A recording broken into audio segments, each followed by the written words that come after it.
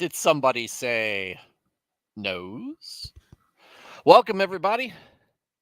It's Wednesday. Tonight on A Flawed Man of God, we're happy to have you here. My name is Stuart Davis. I'm a deacon at a small church just outside of Richmond, Virginia. I'm not a pastor, not a biblical scholar. I haven't been to seminary. Not trying to get you to join my church or donate to any special cause.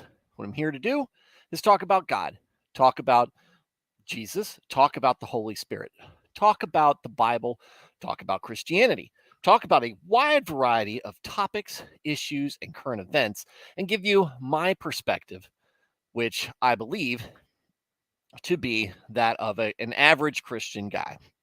I've been a Christian all my life, 40 years non-denominational Protestant. I don't subscribe to any particular doctrine or denomination.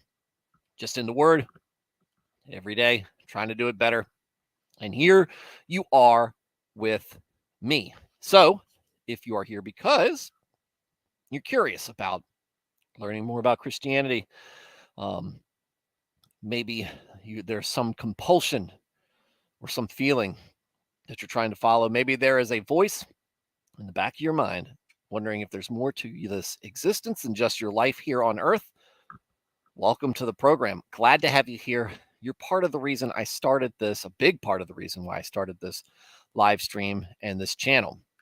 I'd love to be some sort of average guy without much of an agenda. My agenda is to bring you to Christ, but without an agenda of trying to get you to start tithing to me or doing any of that stuff that maybe a more official capacity Christian group might have. I'm just going to tell you about Christianity and my understanding about it, talk about the Bible and my understanding about it, and maybe this layperson approach, this amateur, this relaxed setting will help springboard you into a relationship with God. That would make me happy. Probably make you happy in the end too. I know it'll make God happy. But maybe we can dispel some rumors along the way while we're talking about the Bible. Maybe you think the Bible is just about rules, regulations, guilt, and judgment. And while all that stuff is in the Bible, there's so much more to the Bible than just that. Like I said, those are in there, but you'll also find creation. You'll find kings. You'll find battles. You'll find betrayals. You'll find the Messiah. You'll find prophecy. You'll find love, grace, songs, proverbs, all sorts of things in there. Redemption and sacrifice. And ultimately, in Revelation, prophecy yet to be fulfilled, or at least one that we'd like to, that many Christians like to quibble over. So, hopefully that can help as you go through these Bible readings with us. That can help change your opinion of what's actually in the Bible from what a lot of people try to make it out to be. I know that there are bad churches out there. There are churches with people with the wrong mindset, the wrong culture. That there is an agenda outside of bringing people to Christ and helping support them. They're out there. Anytime you have something that is as important to people as faith, you'll find people trying to take advantage of that. But what I will tell you is that good churches are out there. Good churches that you can seek out, find, belong to. A place where you'll find family, support, a place of worship, a place of confession, and places where a place to belong and be a part of this faith and be there for other people as well. We lean on each other, and we are, like I said, we call ourselves brothers and sisters in Christ for a reason. We view each other as a family, sons and daughters of God. So with that said, welcome to the show once again. If you're just already a Christian and you just enjoy Christian topics and discussions, welcome as well. Glad to have you here. Either way, join the chat. We've got a good group of folks here, regulars, kind of like Cheers. Everybody milling in. They're here on a regular basis. We'd love to have you be a regular as well. So pull up a chair, break out your keyboard, and start typing away. We're a small enough community that if you type something in the comments, I'll read and respond to it. And there we have it. You'll like what we have set up. It's very casual, like I said. Very casual, very relaxed, informal. People from lots of different Christian backgrounds talking here.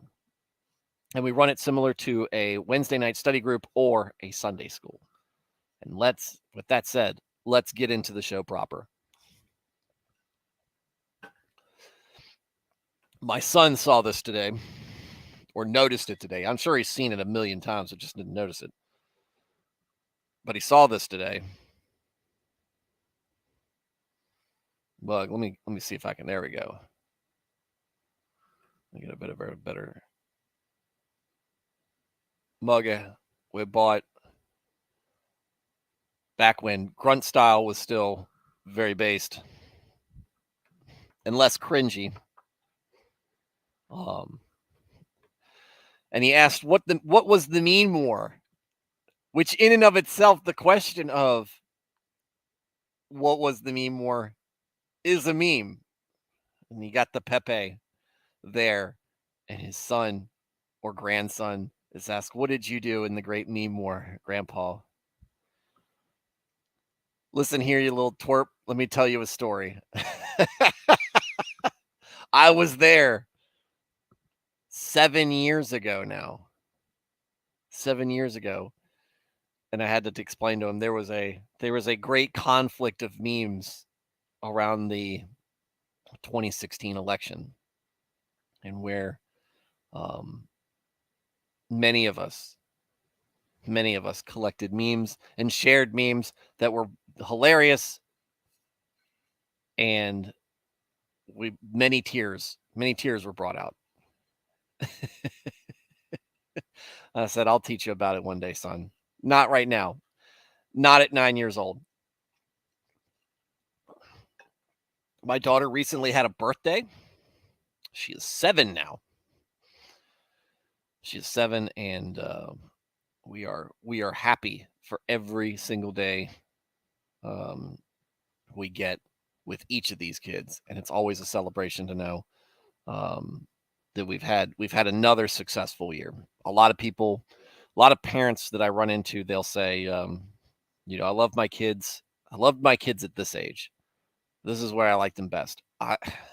Every day, every moment, every year, whatever, every phase is my favorite.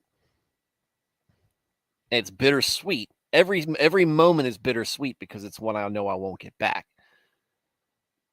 But every day I am welcomed with a new experience with them, and it truly makes me happy. I feel like I was born to fatherhood, even though I know I'm not the best out there.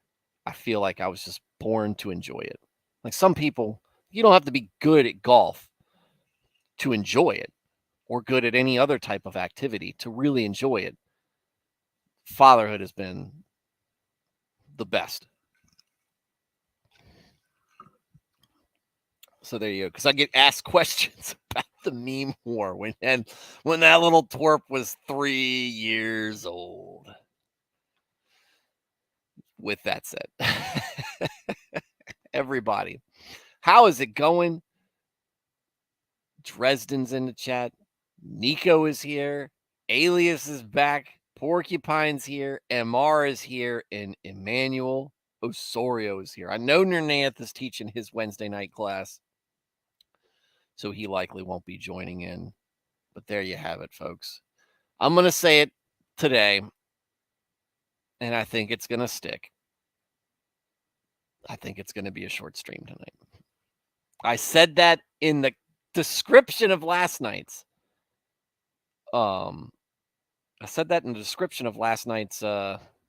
episode. And it ended up being an hour and a half plus, which is always great. I talk about the length because it never ceases to amaze me.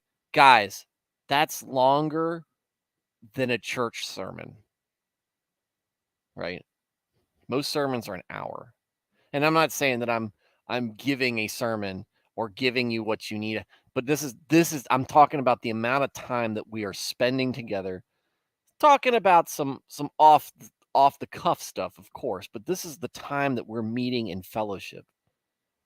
We do this every day. Imagine I mean, it's not a replacement for church at all. But what it is a great, what do you call it?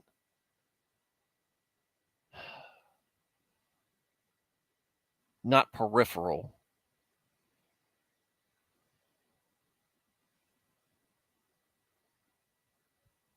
It's great. It's a great addition to the faith, to your faith, that you're getting an hour plus each day of fellowship with fellow Christians, or at least discussion of Christian topics. But for the most part, the guys in the chat, you know, we're all in a somewhat similar mindset. So, and here it is. Here's our nightly dumping of chats between the very beginning and once the stream starts. I wonder if StreamYards knows about it.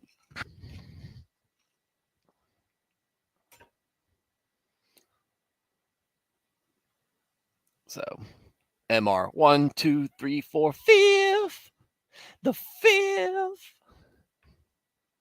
I plead the fifth.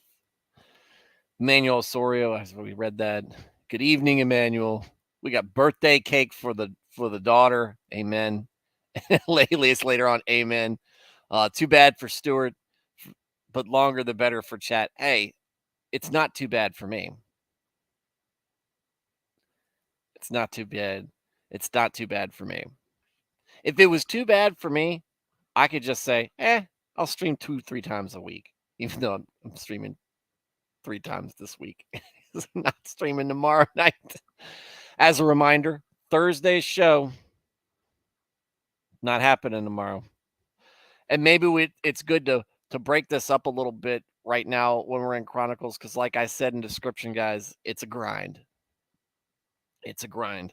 I have forgotten that the beginning of Chronicles is a front loading of a lot of genealogy and very little narrative in it. But we're going to hit some of it. Not going to hit a whole lot tonight. Not going to hit a whole lot of any narrative. It's just going to be genealogy almost completely.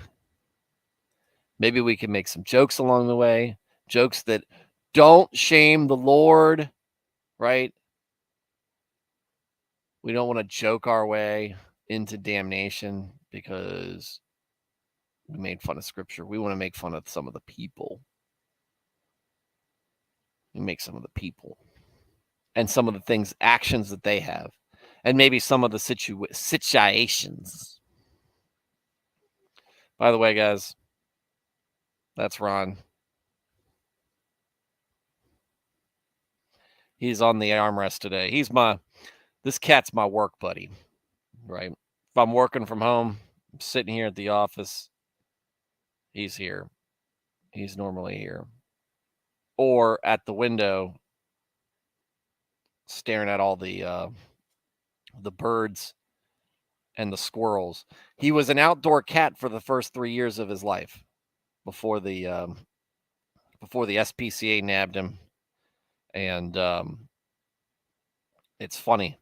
He has zero interest in going outside. You could hold the door open. He's like, nope. No, not interested. Not interested at all. You can miss me with that with that nature stuff. I know I've got it better. I know I got it off. And look, he's fat now. He is a fat cat. When we got him, he was in prime fighting shape. This cat could go toe to toe. His head looked big, and his body was like lean, but still, he looked like a cat of action. Now he looks like a cat of faction. Yeah, I'm talking about you. So we named him Ron Swanson. This is obviously before, this is many years ago, because he's got this mustache on his face, and he looks at people disapprovingly, which we thought was hilarious. It's not as funny now that Last of Us came out, and Nick Offerman's been, well, he's not he's not Ron Swanson. He certainly is not. All right. Well, there we go. Alias, I dream of genealogy. Well, at least there's something for everybody. Emmanuel, it's a grind, but it's good to listen to everyone's perception on the Bible and to learn. Right. And hey Alex, what's going on, sir? It's good to get everybody's perception, and it's good. Some of this stuff is important for reference, right? This is one I've said it a few times. There's so much you can pick. Almost, I have said maybe hyperbolically. It might seem that way now. You can pull chapters from the Bible and find lessons and application in almost every chapter or two. The genealogy is kind of an outlier there. It's the exception that proves the rule. But what it does is add some more factual context to some of the prophecy and to some of the importance behind the who's who, right? And that's what we're talking about here. So let's get into it. Hopefully you guys are having a good evening.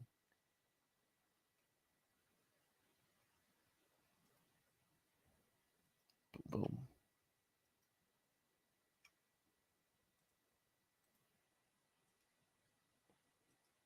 There you go. First Chronicles chapter 3. The sons of David. We know one well. We should know a few of them well. These were the sons of David, born to him in Hebron. The firstborn was Amnon, the son of Ahinoam of Jezreel. The second, Daniel, the son of Abigail of Carmel. The third, Absalom, the son of Maacah, daughter of Talmai, king of Geshur. The fourth, Adonijah, the son of Haggith. The fifth, Shephatiah, the son of Abital. The sixth, Ithream, by his wife, Eglah. These six were born to Hebron.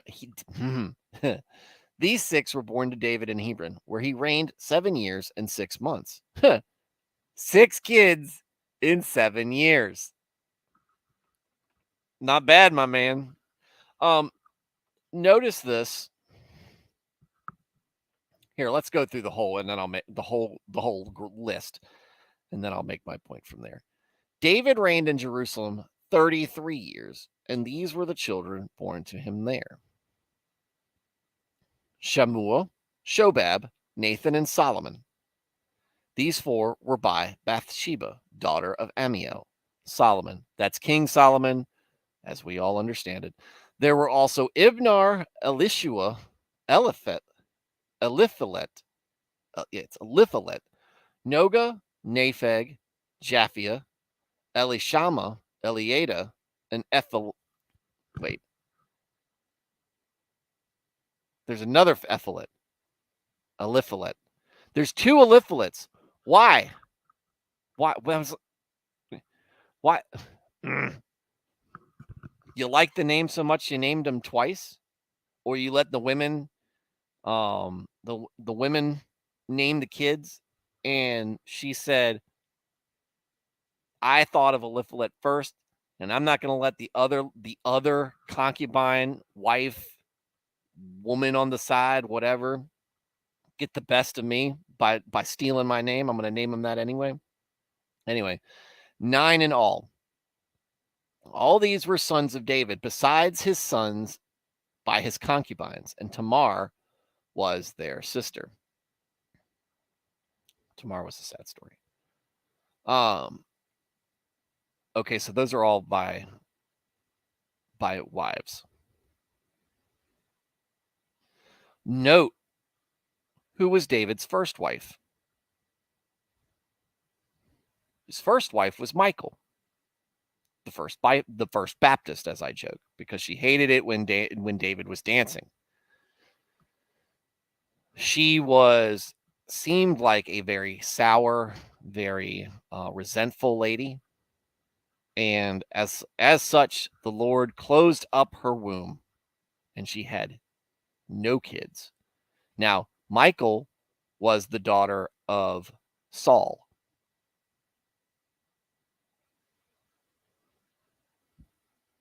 Okay. She was the daughter of Saul that he married because Saul promised her to him. It was part of a way of gaining his trust. And when David was chased out of Jerusalem, she was left behind and she was given to somebody else. It's quite a wild. It's quite of a wild thing, a wild situation. Now, perhaps that has something to do with with the reasons why she was so bitter. Oh, also the fact that her dad hated her husband. Her husband left her, so I don't think he actually had an opportunity to get her. I don't know if he made any attempts to get her. Maybe he thought that it was better if she stayed in the palace with her father, who was a madman. But still under the protection of her brother Jonathan, who is David's best friend. And then she ends up being given to another guy or betrothed to another guy, but the whole situation was weird. And then Saul, her dad, goes to war with David and then ends up getting killed during his pursuits. But we'll get into that later on around chapter 10 of Chronicles. We'll start talking about Saul. But there you go. This is the long list of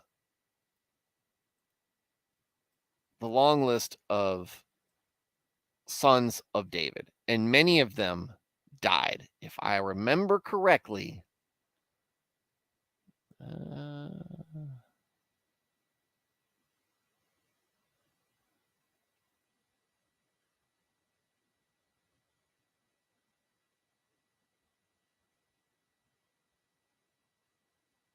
Hang on.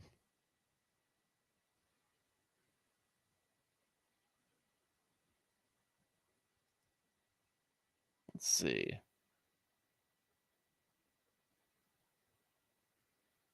This is back when Joab was still alive.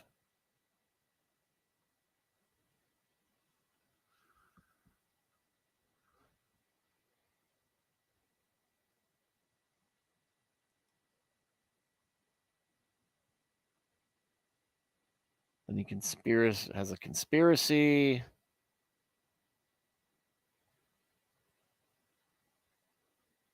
Hang on, let me find out.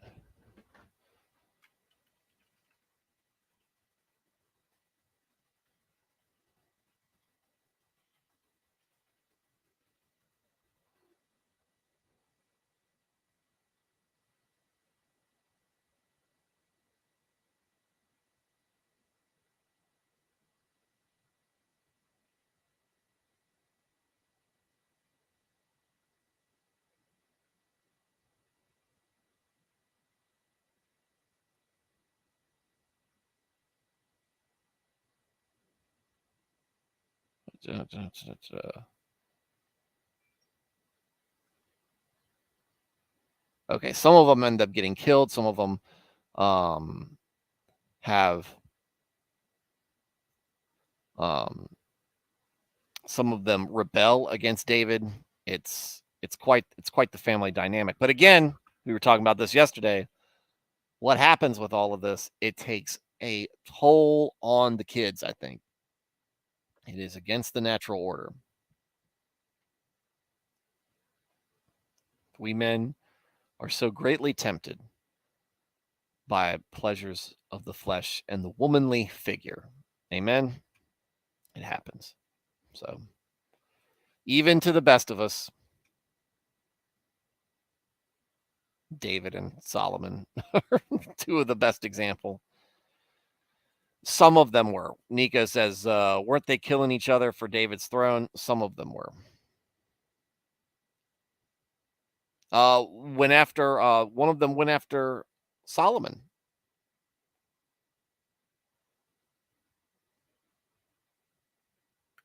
All right. So now we'll go to the kings of Judah. Okay, so Solomon.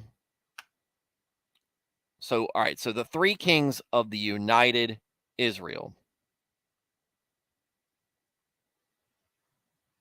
Three kings of united Israel. Saul's the first king, then David, then Solomon. Solomon sins greatly at the end of his reign, or near the end of his reign. A lot of things are allowed to happen, and as a result, the Israel nation splits into Israel and Judah. And what you'll find is most of Chronicles is focusing on Judah. Because who really wants to focus on all the crap that we've learned about Israel after Solomon? It's not good. And you get Ahab and Jezebel, and they were wicked people, especially Jezebel, who seems to have zero love for God. That's why the meme of, hey, I shouldn't put my wang in there, however.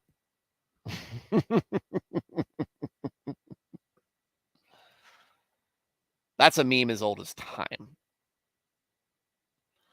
All right, kings of Judah. Solomon's son was Rehoboam. Abijah, his son. Asa, his son. Hey, Nico, Asa, your boy Asa, and his son Jehoshaphat, who was also cool. Jehoram, as Ahaziah, Joash, Amaziah, Azariah, Jotham, Ahaz, Hezekiah, my man Hezekiah, Manasseh, boo, Ammon, Josiah, awesome, the sons of Josiah, Johanan the firstborn, Jehoiakim the second son, Zedekiah the third, Shallum the fourth. The successors of Jehoiakim, Jehoiachin his son, and Zedekiah. The royal line after the exile. This is going to go ahead a little bit, guys, from where we last left off at the end of Kings. This is going to go ahead, actually. The descendants of Jehoiachin, the captive. Shealtiel, his son. Malchiram, Pedaiah, Shenazar, Jechemiah, Hoshama, and Nedabiah, the sons of Pedaiah. Zerubbabel, yeah, I got that right. Zerubbabel and Shimei, the sons of Zerubbabel, Meshullam and Hananiah. Shalomith was their sister. There were also 5 others: Hashubah, Ohel, Berechiah, Hasadiah, and Jushab Hesed, the descendants of Hananiah. Pelatiah and Jeshiah, and the sons of Raphiah, of Arnan, of Obadiah, and Shechaniah. Okay, guys, here's a good point to mention. If you're a fan of Lord of the Rings, Nernaeth, if you're catching this on the replay, if you're a fan of Tolkien's work, the Silmarillion, the Hobbit, the Lord of the Rings, the naming structure that Tolkien uses. Remember, very devout, lifelong Catholic. Lots of scripture in there. Lots of his names of family members follow this, right? And if you followed the annals of the kings of Gondor and Numenor, you'll find a very interesting similarity there. The children of Hurin and one of his kids, Turin, right? And the same thing with many of the lines of men in that fantasy universe. And the dwarves, Fili and Kili, Dwarlin and Barlin, Dwalin and Balin. Sorry, Dwalin and Balin. There it is. The descendants of Shechaniah, Shemaiah and his sons, Hattush, Egal, Bariah, Neariah, and Shapheth, 6 in all. Wait a minute. That's Hattush, Egal, Bariah, Neariah, and Shapheth, 6 in all. There might be somebody who wasn't mentioned. Because the sons of Neariah, Elionai, Hezekiah, and Azrikam, 3 in all. The sons of Elionai, Hodaviah, Eliashib, Peliah, Akub, Johanan, Deliah, and Anani, 7 in all. Okay. Really want to know where that last 6th son of Shemaiah and his sons are 6 in all. Okay. Make that more confusing. Thanks. MR, I'm writing a fantasy novel. This is a great point, dude. Let me know when you're done with that. I love fantasy. Other clans of Judah, the descendants of Judah. So we're going all the way back to somebody we were talking about last night, Jacob, who becomes Israel, and his 12 sons, who become the 12 tribes of Judah.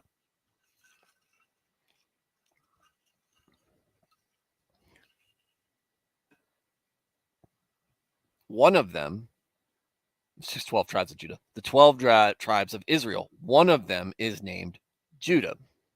Now, Judah's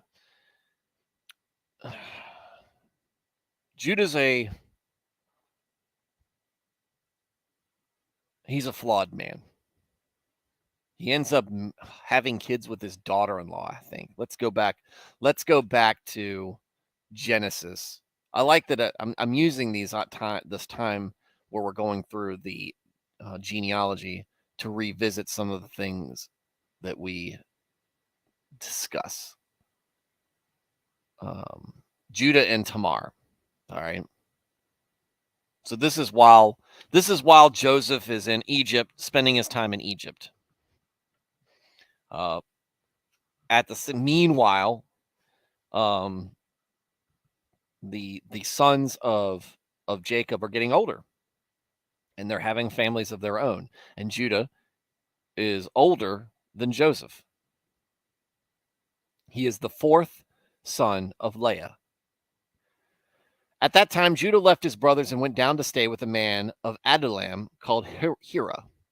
There, Judah met the daughter of a Canaanite man named Shua. He married her and made love to her. She became pregnant and gave birth to a son who was named She conceived again and gave birth to a son and named him Onan. She gave birth to still another son and named him Shelah. It was at Kezib that she gave birth to him. Judah got a wife for his firstborn, and her name was Tamar. But Judah's firstborn, was wicked in the Lord's sight, so the Lord put him to death. Then Judah said to Onan, okay, I said that I got the people mixed up, but I wasn't that far off. Judah's firstborn, was wicked in the Lord's sight, so the Lord put him to death. We don't know exactly what he did, but clearly the death penalty was involved. Then Judah said to Onan, sleep with your brother's wife and fulfill your duty to her as a brother-in-law to raise up offspring for your brother.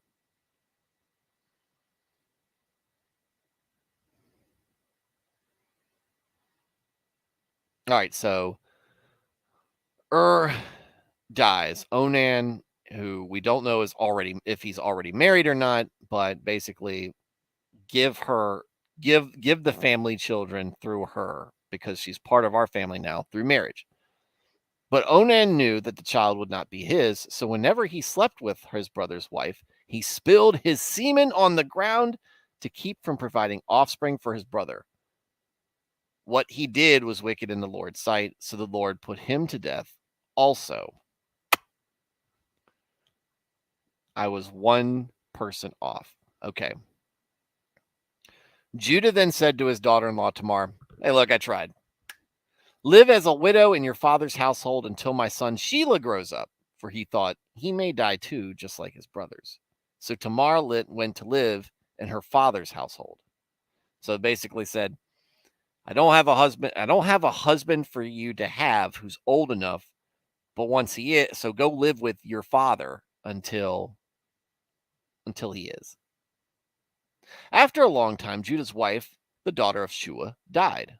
When Judah had recovered from his grief, he went up to Timnah, to the men who were shearing his sheep, and his friend Hira, the Adullamite, went with him. When Tamar was told, your father-in-law is on his way to Timnah to shear his sheep, she took off her widow's clothes, covered herself with a veil to disguise herself, and then sat down at the entrance to Enaim, which is on the road to Timnah, for she saw that, though Shelah had now grown up, she had not been given to him as his wife. When Judah saw her, he thought she was a prostitute, for she had covered her face. Not realizing that she was his daughter-in-law, he went over to her by the roadside and said, come now, let me sleep with you. Okay. Hey, baby, how much? And what will you give me to sleep with you? She asked. I will send you a young goat from my flock, she said. Oh, you're already supposed to send her a young goat from your flock. You've already given him 2, and they've screwed up. The third one you haven't sent yet. He doesn't know this. I'm making this. Will you give me something as a pledge until you send it? She asked. He said, what pledge should I give you? Your seal and its cord and the staff in your hand, she answered. So he gave them to her, and she slept with her, and she became pregnant by him. After she left, she took off her veil and put on her widow's clothes again. Meanwhile, Judah sent the young goat by his friend, the Adullamite, in order to get his pledge back from the woman, but he did not find her. He asked the men who lived there, where is the shrine prostitute who was beside the road at Enaim? Reminder here, she's a Canaanite. I think. Probably a Canaanite. Because that's where he's doing all his stuff. And so shrine prostitute, she's hanging out around the temple for whatever shrine to Baal or Molech or whatever the hell the Canaanites are worshiping, the Asherah poles. Anyways, there hasn't been any shrine prostitute here. They said, what prostitute? Is it really his fault, though? Don't sleep with prostitutes.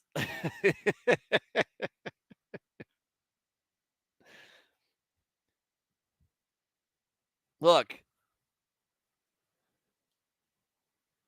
go out. He went out looking for some strange. He thought he was getting some strange. What he ended up getting was familiar.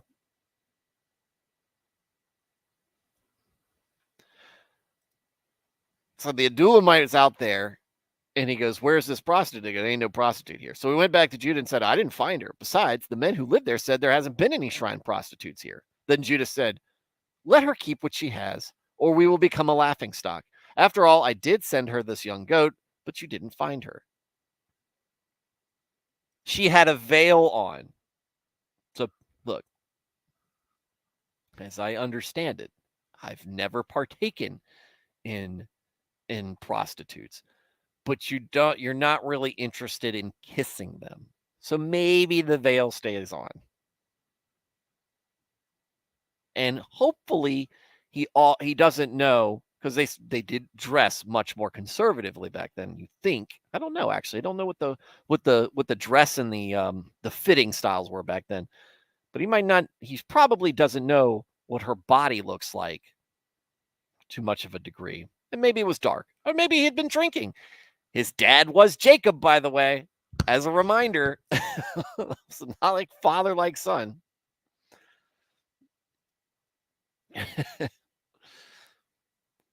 I did send her this young goat, but she didn't find it. Look, I tried. I tried to get my stuff back by sending the goat, but couldn't find it. We'll call it a wash.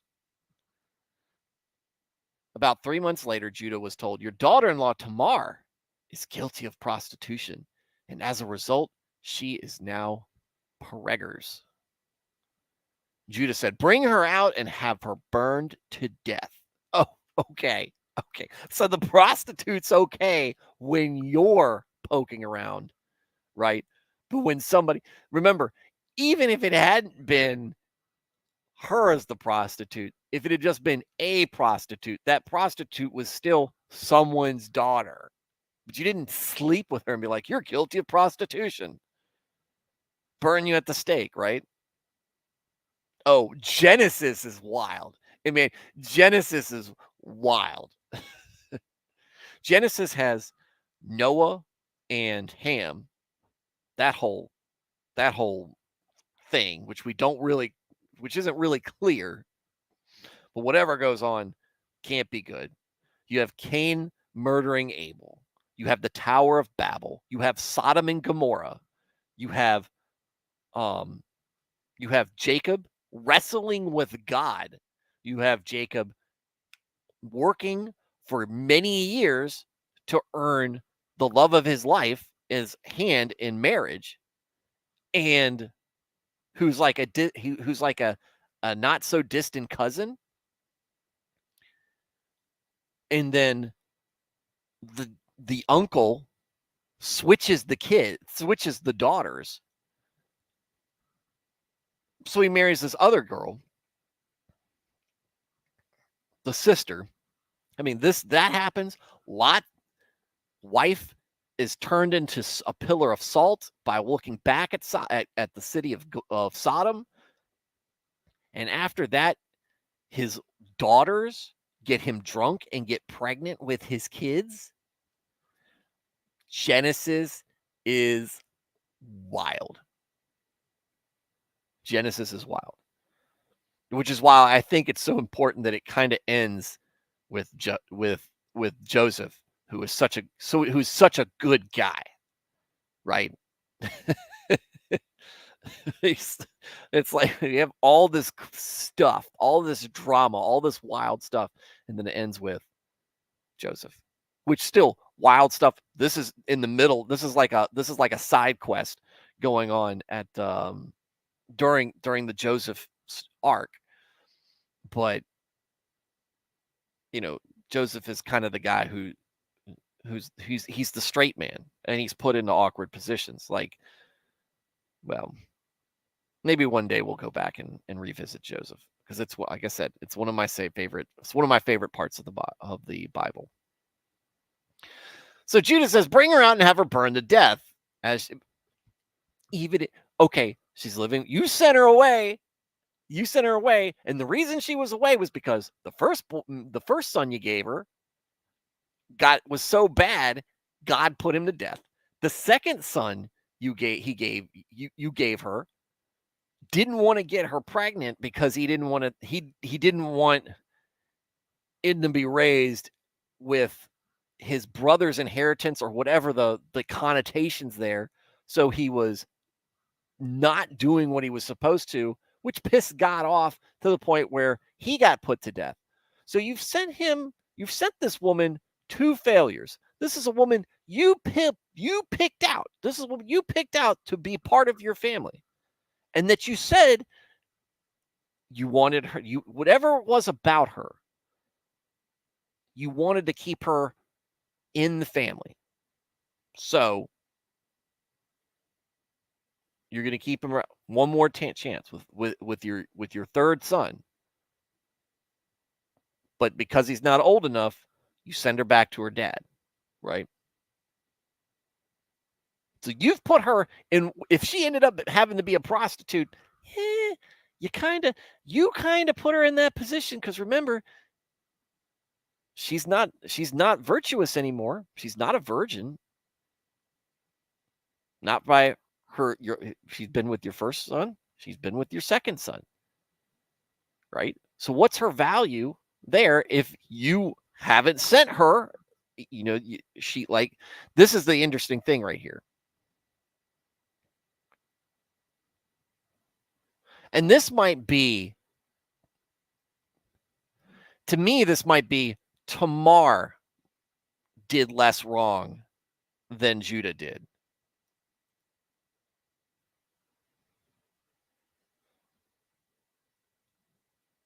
For she saw that though Sheila had grown up, who had now grown up, she had not been given to him as a wife. Okay, you've put me into this situation. So now I'm going to take what I have. I'm going to do what I have to do to take command. This can tie in somewhat to what we talk about when men vacate their responsibility, that women sometimes have to stand up. And Deborah is one of the this is where the egalitarians try to weasel their little ideas in on things and try to change the Bible. Deborah is who they always cite, and Deborah's a very strong force for the Lord, right? She's very faithful to him, and she tells Barak, look, God's called you to do this. And Barak is scared. He doesn't want to, he's worried. He doesn't have the same faith that she has. And so he tells her, you need to come with me and be with me when we do this. And she goes, I will, but if I do, that means you're not going to get the credit. The glory will not go to you. The glory will go to a woman. And it ends up not even being Deborah. The glory goes to another woman, where the man, the king of or the leader of the chief of the oppressors, ends up running into a tent, and some woman who's friends with Deborah gives him a warm glass of milk and then puts a spike through his head while he's laying down. The Judges gets wild too. Puts a spike through his head while he's laying down. And she gets the glory where it could have been Barak's. Again, and this is kind of a similar situation. Judah has not fulfilled his responsibility as the patriarch of his tribe. Right? He hasn't sent Sheila to marry this woman who he has already said he wants to keep her around. So she's been tethered to him by his commands. So she's taken matters into her own hands. Bro, how do you think they got rid of all those guys in Hezekiah that were attacking with Hezekiah? Right? Sent a drone strike. This is the Middle East, by the way, Emmanuel. This is the Middle East. Sent an attack helicopter there. So really, it seems kind of wild. Of course, culture there, even to this day, but back then, culture there was different than how we understand it. But you can kind of sympathize with Tamar's situation, because Judah put her there. Judah put her there. And I didn't think about it this much the first time I read through it. That's why I said I love reading through the Bible multiple times, because it's just like reading through any other book in the fact that you pick things up, you're in a different mindset, and I like going back and referencing this stuff. This is a very interesting thing. You can kind of sympathize with where Tamar is coming from here. He put her in this predicament, and he sent her away. Maybe he had good reasons for doing that, but he never brought her back. And so, if she's a prostitute, which apparently she's not, but even if she was, whose fault is that? Who's ultimately responsible for that? Onan, and Judah. And maybe Sheila a little bit for not saying, "Hey, Dad, where's that crazy hot woman that you wanted, or crazy desirable woman? Dude, maybe she could cook. Dude, if she could cook, that's that's a high reason to keep her around. But where's this great woman that you wanted to keep in the family? Like, I'm old enough, send me down there." We don't know what's going on that. But what we do know is Judah hasn't fulfilled that side of things. So, as she was being brought out, she sent a message to her father-in-law. "I am pregnant by the man who owns these," she said. And she added, "See if you recognize whose seal and cord and staff these are." Judah did recognize them and said, "She is more righteous than I, since I wouldn't give her to my son Sheila, and he did not sleep with her again." When the time came for her to give birth, there were twin boys in her womb. And as she was giving birth, one of them put out his hand. So the midwife took a scarlet thread and tied it on his wrist and said, "This one came out first." But when he drew back his hand, his brother came out. And she said, "So this is how you have broken out." And he was named Perez. And then his brother, who had the scarlet thread on his wrist, came out, and he was named Zerah. So Perez, for any of us with, more Latin and Spanish roots, might appreciate that name. I'm a Cincinnati Reds fan, so Eddie Perez is always comes to mind when I hear that name. But Perez, so that's important to know. So let's go back to First Chronicles. Going back. What's going on, Anthony? What's going on, buddy? Said, "Damn, that's crazy. Never seen it that way before." That's what I said. You sometimes you have to be able. Judah did a "my bad, G. I was wrong." And here's dream living. Yeah, man. Judah did a bad G. My bad, G. I was wrong. But here's the thing I like about, and before we get back into Chronicles, let's go back to Genesis for a second. Here's the thing I like about Judah later on. All right. So remember where we're at. Joseph was Jacob's favorite. And they came back after they sold Joseph into slavery. Obviously, they had to have a story for their dad. They couldn't just say, "Oh, yeah, we got tired of the fact that you were playing favorites. And so we decided he had to go." So we sold him. So they said that they found him. He had been attacked by wolves or a lion or something like that. And they threw blood on his famous Technicolor dream coat, the coat of many colors. They threw blood on it, ripped it up a little bit, made it look like a murder scene. The Murdochs were not involved in this at all. But so the Joseph's long forgotten by his brothers. His dad is mourning. His dad is mourning the loss of this, and really never recovers for it. So now there's a great so in the meantime, so Joseph, his story goes through a lot of changes, right? He's got to do his things. Well, at this point now he's like second in command of Egypt, right? He's the Pharaoh's right-hand man at this point, and he's managing this this time of plenty, and then the famine that comes as a result. So the famine hits. Jacob isn't part of Egypt, so they're being hit hard by the famine. So he sends his sons into Egypt to go get some food, get some provisions.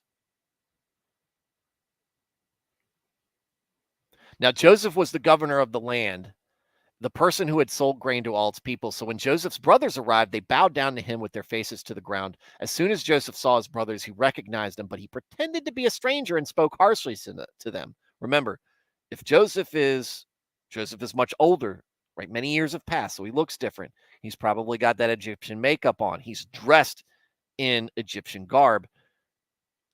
And what else? They don't think that none of them would believe that he's in that position. Maybe he has some familiar features, but they don't believe it. They're not going to recognize him. He pretended to be a stranger and spoke harshly to them. Where do you come from? He asked. From the land of Canaan, they replied, to buy food. Although Joseph recognized his brothers, they did not recognize him. Then he remembered his dreams about them and said to them, you are spies! You've come to see where our land is unprotected. No, no, my lord, they answered. Your servants have come to buy food. We are all the sons of one man. Your servants are honest men, not spies. No, he said to them. You have come to see where our land is unprotected. This is probably the greatest troll job in the Bible, by the way, guys. But they replied, your servants were 12 brothers, sons of one man who lives in the land of Canaan. Our youngest is now with our father, and one is no more. The youngest is Benjamin, the other son of Rebecca.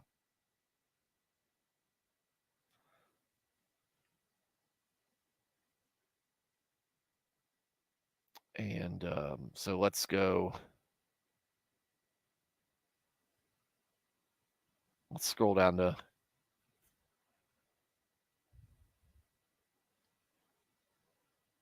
when they came back. They came to their father Jacob in the land of Canaan. Okay, hold on. Joseph gave orders to fill their bags with grain, to put each man's silver back in his sack, and to give them provisions for their journey. After this was done for them, they loaded their grain on their donkeys and left. At the place where they stopped the night, one of them opened the sack to feed for his donkey and saw his silver in the mouth of his sack. My silver has been returned, he said to his brothers. Here it is in my sack.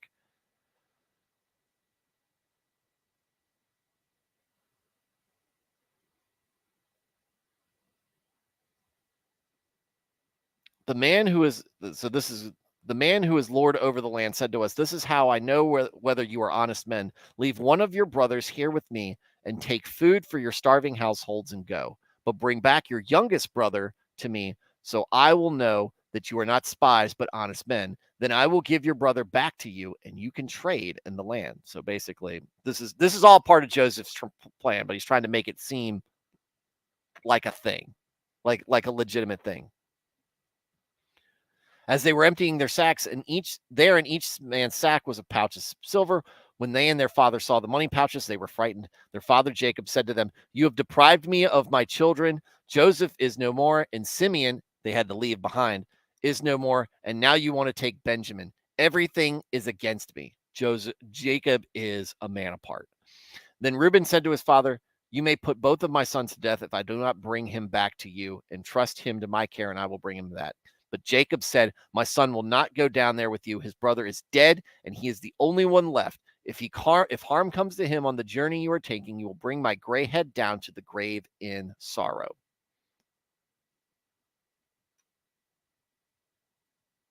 Now the famine was still severe in the land, so when they had eaten all the grain that they had bought from Egypt, their father said to them, go back and buy us a little more food. But Judah said to him, the man warned us solemnly, you will not see my face again unless your brother is with you. And if you send our brother along with us, we will go down and buy food for you. But if you will not send him, we will not go down. Because the man said to us, you will not see my face again unless your brother is with you.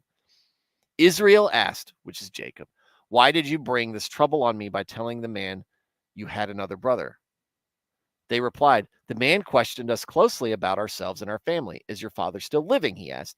Do you have another brother? We directly answered his questions. How are we to know he would say, bring your brother down here? Then Judah said to Israel, his father, send the boy along with me, and we will go at once, so that we and you and our children may live and not die. I myself will guarantee his safety. You can hold me personally responsible for him. If I do not bring him back to you and set him here before you, I will bear the blame before you all my life. As it is, if we are not delayed, we could have gone and returned twice. This is Judah. Reuben, being the oldest brother or oldest son, is doing the oldest son. Judah, who's kind of in the middle, is the one who stands up and be like, this is on me. You can put this on me. He doesn't take the blame, but he's saying, we need to go. We need to do this. There's famine. I know you're attached to and it's probably awkward. I know that now that your favorite is gone, your second favorite is now on the line. Here we go. So, so they go back.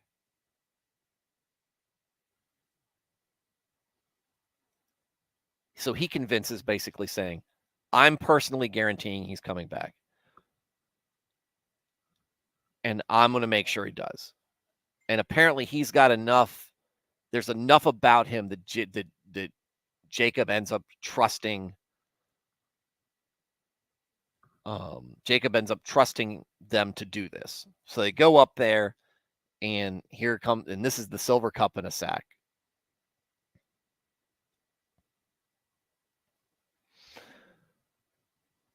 Now Joseph gave these instructions to the steward of his house: fill the men's sacks with as much food as they can carry. Puts each man's silver in the mouth of his sack. Then put my cup, the silver one, in the mouth of the youngest one's sack, along with the silver for his grain. And he did as Joseph said. As morning dawned, the men were sent on their way with their donkeys. They had not gone far from the city when Joseph said to his steward, go after those men at once, and when you catch up with them, say to them, why have you repaid good with evil? Isn't this the cup my master drinks from and also uses for divination? This is a wicked thing you have done. When he caught up with them, he repeated those words to them. But they said to him, why does my Lord say such things? Far be it from your servants to do anything like that. We even brought back to you from the land of Canaan the silver we found inside the mouths of our sacks. So why would we steal silver or gold from your master's house? If any of your servants is found to have it, he will die, and the rest of us will become my Lord's slaves. Very well, then, he said, let it be as you say. Whoever is found to have it will become my slave for the rest. The rest of you will be free from blame. Each of them quickly lowered his sack to the ground and opened it. Then the steward proceeded to search, beginning with the oldest and ending with the youngest, Benjamin. And the cup was found in Benjamin's sack. At this, they tore their clothes. They all loaded their donkeys and returned to the city. Benjamin, who they brought out and had to bring back, is now doomed to slavery. Interesting thing they name here. Joseph was still in the house when Judah and his brothers came in. Not Reuben and his brothers, not Benjamin and his brothers. Joseph was still in the house when Judah and his brothers came in, and they threw themselves to the ground before him. Joseph said to them, what is this that you have done? Don't you know that a man like me can find things out by divination? What can we say, my lord? Judah replied. What can we say? How can we prove our innocence? God has uncovered your servant's guilt. We are now my lord's slaves, we ourselves, and the one who was found to have the cup. But Joseph said, far be it from me to do such a thing. Only the man who was found to have the cup will become my slave. The rest of you go back to your father in peace. Then Judah went up to him and said, pardon your servant, my lord. Let me speak a word to my lord. Do not be angry with your servant, though you are equal to Pharaoh himself. My lord asked his servants, do you have a father or a brother? And we answered, we have an aged father, and there is a young son born to him in his old age. His brother is dead, and he is the only one of his mother's sons left, and his father loves him. Then you said to your servants, bring him down to me, so that I can see him for myself. And we said to my lord, the boy cannot leave his father. If he leaves him, his father will die. But you told your servants, unless our youngest brother comes down with you, you will not see my face again.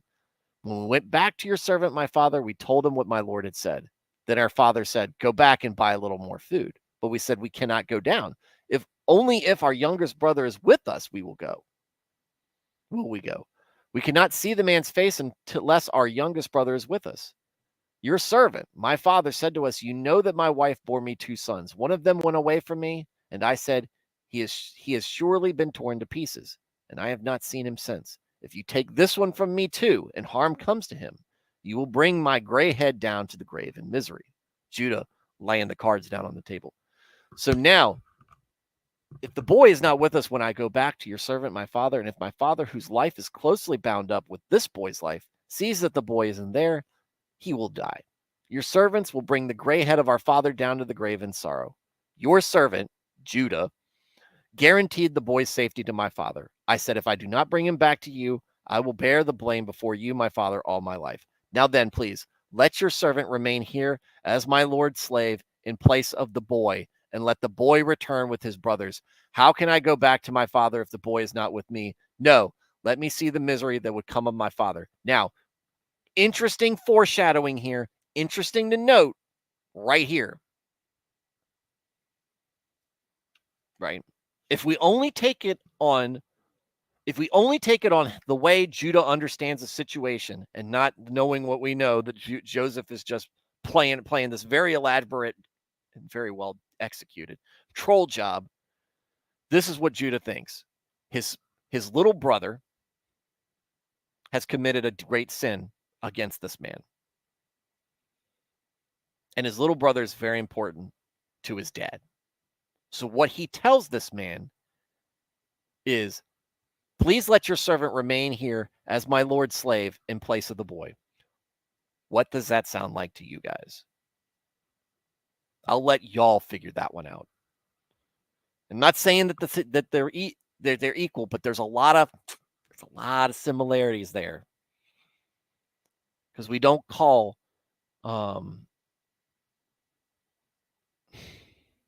I'll just leave it at that. I'll leave it at that. And then we'll go towards the end of Jacob's life.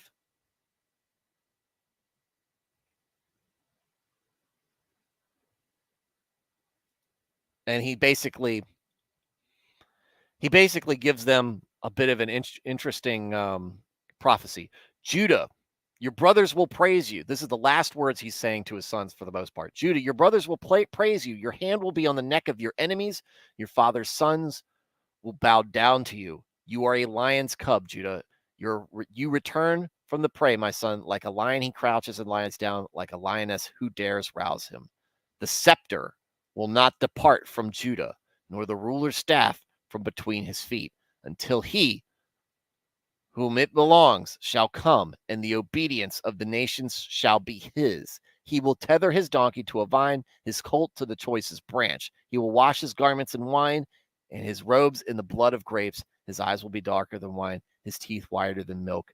Guys, David is of the line of Judah, and Christ is of the line of David. And we haven't even gotten the prophecy yet. This is kind of a prophecy. Tell me this stuff isn't pointed. Dare you. I dare you.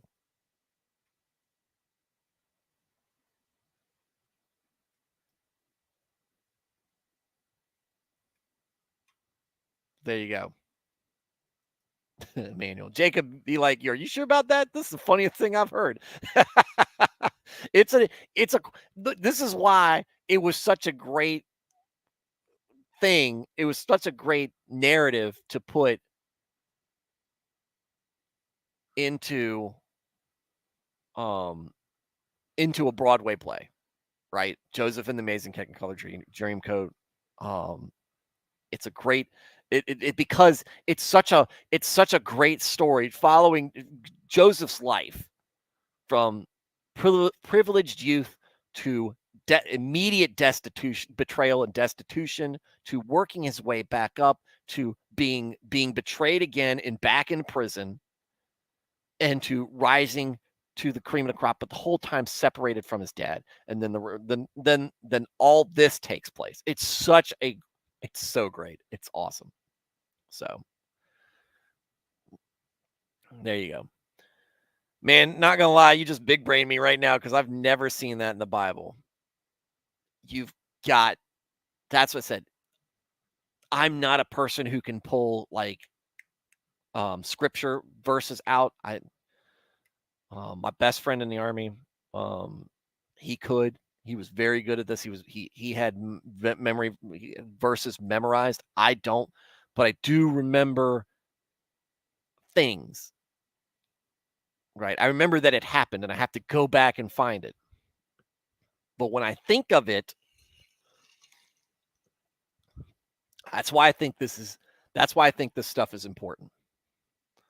Because the descendants of Judah, this is why we're talking about the descendants of Judah, why it's important and why Judah is an important guy to pay attention to. It's very interesting.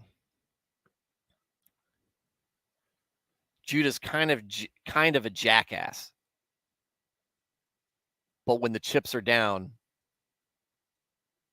he stands up, which is very similar to his father, Jacob, who is, again, kind of a jackass. But what is he always? Obedient to God, faithful to God. And he loves his family. Even though he took advantage of his brother in a big way a couple of times. The descendants of this was much more than genealogy. Yeah, well, guess what? We'd be done already. We'd be done a half an hour ago if I wasn't doing this. The descendants of Judah, Perez, right? We just learned about Hezron, Carmi, Hur, and Shobal. Reiah, son of Shobal, was the father of Jahath, and Jahath the father of Ahumai and Lahed. These were the clans of the Zorathites. These were the sons of Etam. Jezreel, Ishma, Idbash. Their sister was named Hazelaponi.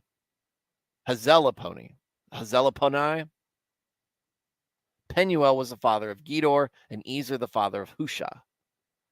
These are the descendants of Hur, the firstborn of Ephrathah, and the father of Bethlehem. Asher, the father of Tekoa, had two wives, Hela and Nara. Nara bore him Ahuzim, Hefer, what a name, Temeni, and Hahashtari. These were the descendants of Nera, the sons of Hela. I hate doing this. Zereth, Zohar, Ethnan, and Kaz, who was the father of Anub and Hazobibah, and of the clans of the Aharhel, and of the clans of Aharhel, son of Harum. Nernath, I need to just bring you on and have you pronounce it. Jabez was more honorable than his brothers. His mother had named him Jabez, saying, I gave birth to him in pain. Jabez cried out to the God of Israel, oh, that you would bless me and enlarge my territory. Let your hand be with me and keep me from harm, so that I will be free from pain. And God granted his request. Caleb, Shua's brother, was the father of Mehir, who was the father of Eshton. Eshton was the father of Beth Rapha, Paseah, and Tehinina, the father of Ir Nahash. These were the men of Reka. I feel like I'm back in Pentateuch going through numbers again. The sons of Kenaz, Othniel, and Sariah. The sons of Othniel, Hathath, and Meonothai. Meonothai was the father of Ophrah. Sariah was the father of Joab, the father of Ge Harashim. It was called this because its people were skilled workers, of course. The sons of Caleb, son of Jephunneh, Iru, Elah, and Nam. The sons of Elah, Kenaz. The son of Elah, Kenaz. The son of Jehalelel, Ziphah, Tiria, and Azarel. The sons of Ezra, Jether, Mered, Epher, and Jalen. One of Mered's wives gave birth to Miriam. Shemai, and Ishba, the father of Eshtemoa. His wife from the tribe of Judah gave birth to Jared, the father of Gedor, Heber, the father of Soko, and Jekuthiel, the father of Zanoah. These were the children of Pharaoh's daughter Bithia, whom Mered had married. The sons of Hodiah's wife, the sister of Naham, the father of Keilah, the Garbite, and Eshtemoa, the Maacathite.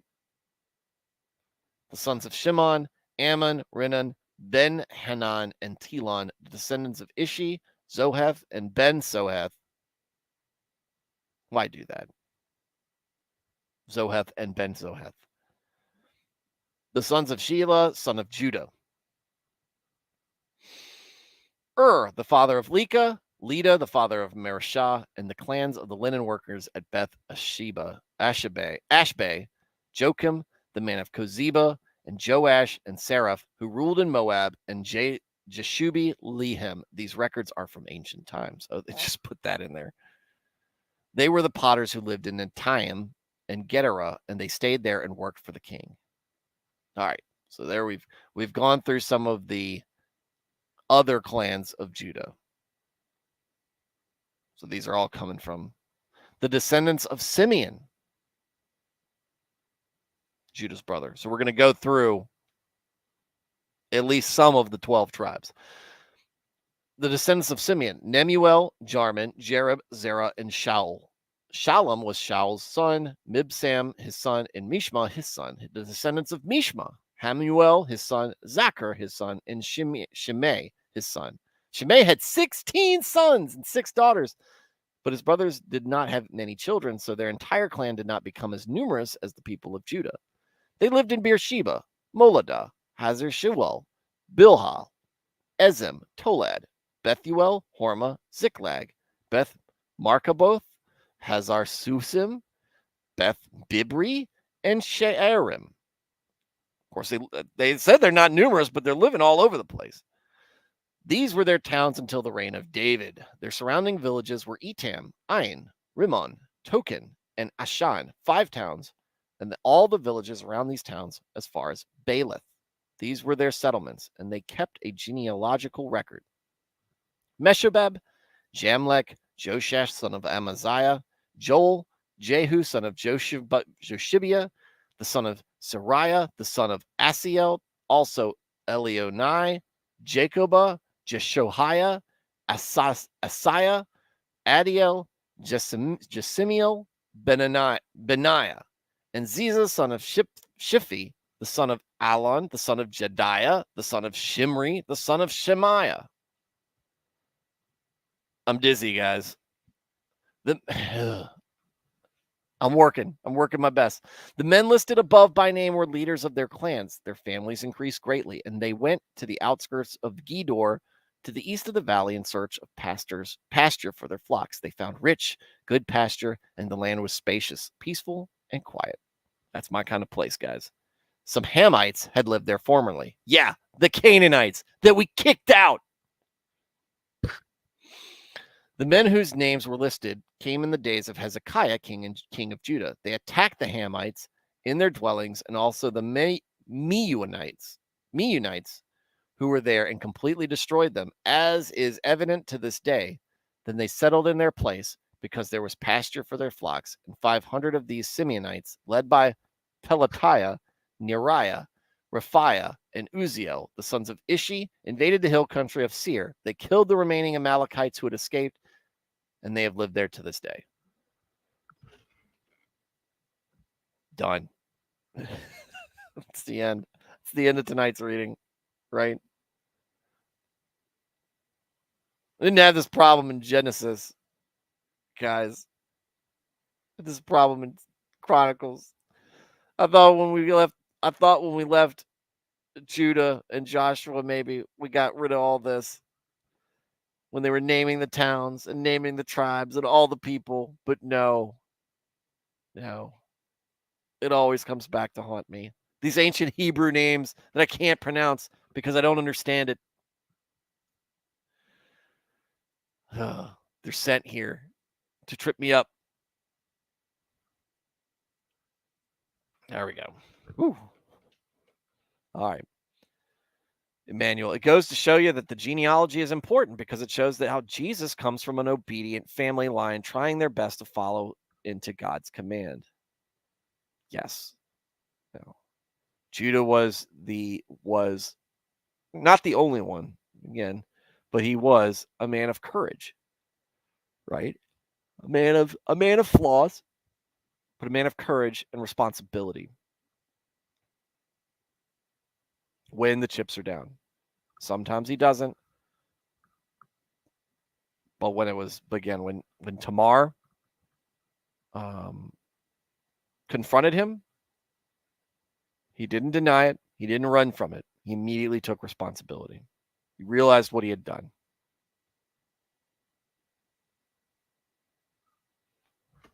So, whew. But I'm glad we got to tie in a little bit of this.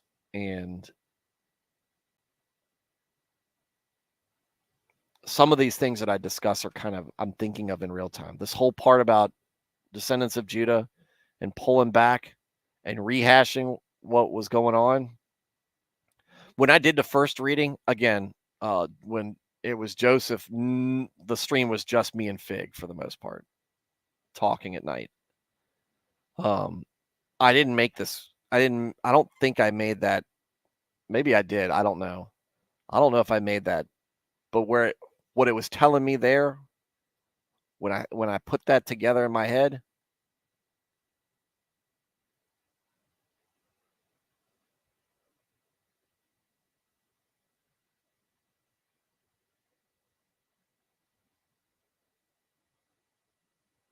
silver cup in the sack. This whole part. It's called the silver cup in the sack for a reason. Let your servant remain here as my Lord's slave in place of the boy. Punish me, not the sinner. I'm speaking for him. Guys, Christ is our advocate, right? He came down here not as the avenging angel of the Lord to free the Israelites, the Hebrews, the Jews from the clutches of Rome, though he ends up doing that, not in the way that they thought. But that wasn't the main reason. What he was avenging was what he was coming to fight was Satan. What he was coming to fight was sin and damnation. And to do that through sacrifice, self-sacrifice. The flawless lamb without blemish, the best. A deity laying down his life, allowing himself to be murdered by the very people he was coming down to save. And fulfilling the prophecy that they had been looking for centuries and waiting for. And some to this day are still waiting for it. We Christians know the truth, that it happened. And we're living in the wake of that. And the reason that Christianity became so widespread and influential is part of the proof you need. These men, these disciples who become apostles, they're not in it for the fame. All of them but one is killed, is martyred, and oftentimes in not very good ways. Paul dies, is killed.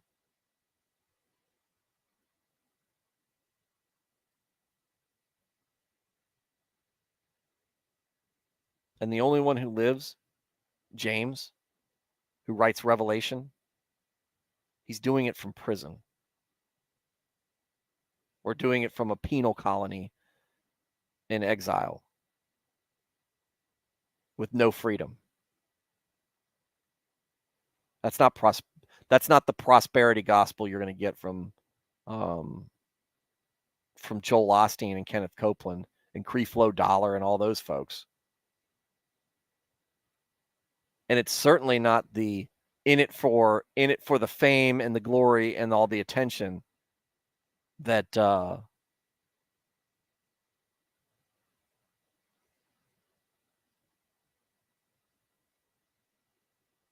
the Jewish people will tell you, because that's clearly not the effect. And the early Christians who go forth and deal with the persecution, they all know that there's danger ahead. They believed, the apostles believed what they saw. When they were the disciples, they saw the miracles. Paul was one of the enforcers for the Pharisees. He was persecuting these guys. He saw Christ, converted, became one of the most influential Christians, maybe the most. I mean, most of the back half of the Bible is him and James, right?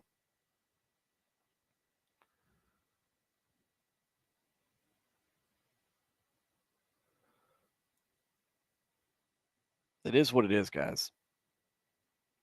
And we're not even halfway through this. We're not even halfway through. We've got a lot of Old Testament left. Got a lot of Old Testament left. Now, a lot of these books are very quick, but we got some big ones still ahead of us. Job, Ezra and Nehemiah pair up together. Esther's a great. Esther's going to be great. Job, Daniel, Hosea, Jonah.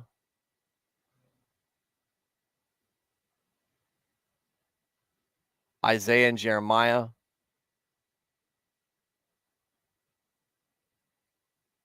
Yeah. There you go. Emmanuel says, got the path that is wide leads many to damnation, but the few that follow the narrow road is leading to salvation. Each disciple either died a horrible death or imprisoned, knowing that the end was near. Most did not waver, as well as it's interesting to hear that and see that most pastors don't talk about what happens to. I think you're sending the back end of that. About them even after Christ's death. The part of the reason I think behind that is what you find out a lot in this when you've got sermons. Much of that is them trying to point out to you the lessons of the gospel, right? Which is why the Old Testament isn't always discussed as much. We are Christians. The gospel's the center for us, right? But again, and this is why I think reading through the whole Bible, and I'm not the only, many guys deep in the Word will tell you, read the whole Bible. It's all there for a reason. While the gospel, it's Jesus. We're Christians, right? We follow him. The gospel is his life, miracles, death and resurrection, his teachings and everything. That's our center and our focus. And Paul in the New Testament, he's setting up the foundations for the church and what the expectations are for us as Christians. Much of that other stuff is just, it's interesting stuff to learn. And I think that it doesn't always occur to people that is interesting and might want to be conveyed in a sermon. But I don't know. That's not my profession. So I don't know how that plays to an audience in that setting. It's important to me here. Again, it shows that it's all good and whatnot, but when the time get tough, you see many disappear. Oh yeah. Hey, we see that. We're seeing that in the Old Testament too. Times got tough. How much griping did we see from the Israelites? Heck, we saw griping from the Israelites because they got sick of the manna. Yeah. But yeah. All right, guys. Hey, short stream tonight. Hour and a half. All right, good. Guys, got y'all's fill. I know I got mine. Tomorrow, no stream. Friday, be off topic. Think of things that you'd like to discuss. We did the molasses flood last Friday. We talked about the Murdoch trial a bit too, but the molasses flood was a real fun part of that. If you've got cool stuff that you'd want to talk about and discuss and see my reaction to it, by all means, let me know. I'm a big fan of military history, military technology and warfare. I love a great many things. So just throw it at me. But it teaches and shows us that we need to learn and be obedient to God and follow the true path. It's all a marathon, guys. Good night, everyone. It's night. It's a marathon, not a sprint. Marathon, not a sprint. All right, guys.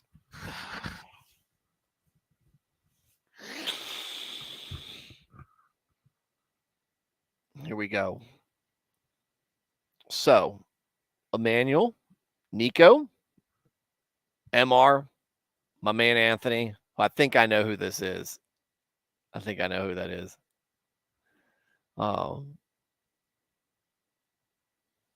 Alex,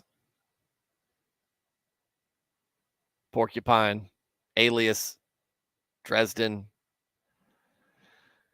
Guys in the chat, thanks for your contributions. Thank you for your words.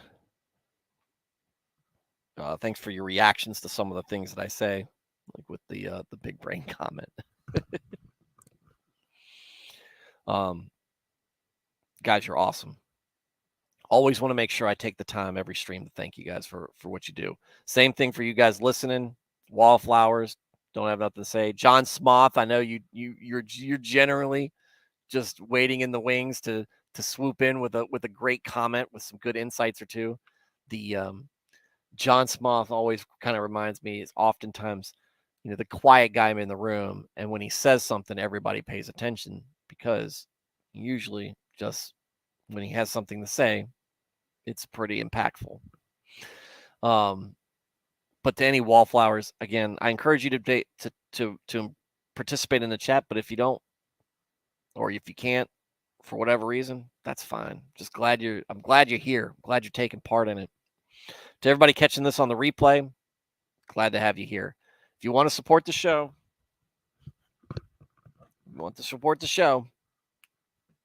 like, subscribe, share, word of mouth, share it with friends, share it online, do whatever. Share it on Facebook, share it on Instagram, share it on Twitter, share it wherever. If you think it's important, if you think people will find it insightful, if you want to help this channel, I don't want money. I just want outreach.